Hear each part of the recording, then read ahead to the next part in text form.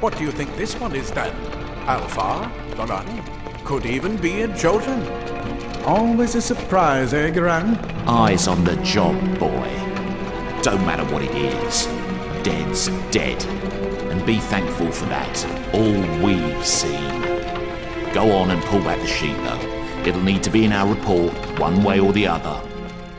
Even the greatest role-playing games aren't necessarily known for their great combat, but Kingdoms of Amalur: Reckoning is not like those games. Incredibly, this RPG's combat is so exciting, it could have been used in a pure action game and held up just fine. Where swordplay, looting, and leveling are concerned, Kingdoms of Amalur is as good as any RPG in recent memory. Of course, RPGs are about more than just swinging swords. The best of them aren't just games, they're worlds. It's here the Kingdoms of Amalur falters. There are lots of things to do there, but each thing you do is pretty much like the last thing you did. Questing in Kingdoms of Amalur is a game of chase the waypoint, in which you run towards quest goals without caring about why you're heading there. You can talk to the inhabitants about all sorts of things, but doing so is rarely all that interesting. There's a lot of tell, but not enough show. Heroic deeds are long past, and the war's far away. But there's honest soldiers' work to be done. Hirelings earn good pay for standing guard, dealing with thieves, patrolling roads. In fact, there is a patrol setting out shortly, if you're interested. There's at least a great premise providing a foundation for your adventure. You see, you're dead.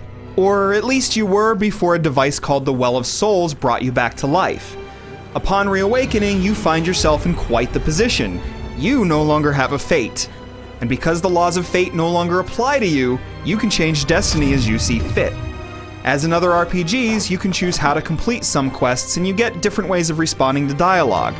However, the story's very premise nods to the fact that you're a blank slate, free to progress as you see fit.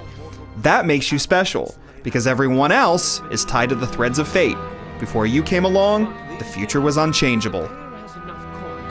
You may have heard Kingdoms of Amalur called an open-world RPG. It's not an enormous landmass like Skyrim though, but more of a collection of areas separated by winding paths.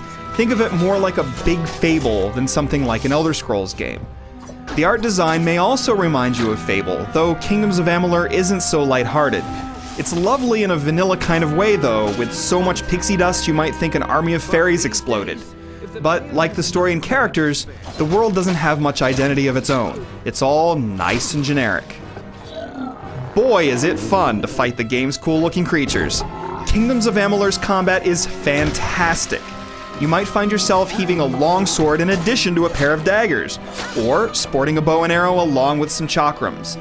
If you choose a great sword, you perform combos that have you hurtling about like a champion pole vaulter. When dagger meets flesh, you feel the impact. The auto-targeting chooses targets smartly, allowing you to chain together all your slashes, stabs, and parries. The only trouble you might encounter is with the camera, which tries to be cinematic during battle, but every so often it keeps you from seeing all that you need to see.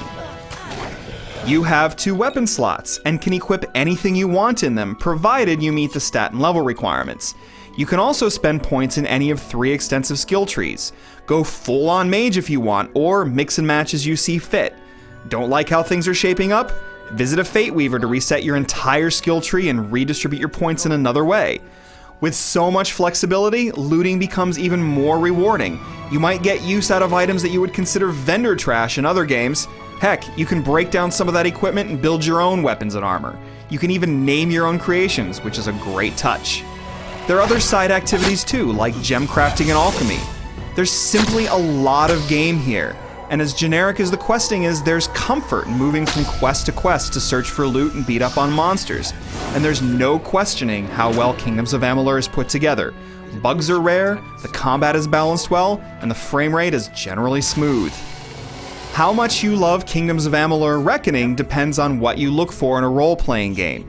If you come for the story, the characters, of the world, Kingdoms of Amalur might disappoint you. Then again, you might want great combat, great loot, and great customization. If so, then this is the world you should inhabit. The setting is hardly inspired, but you'll be having so much fun that you may not care.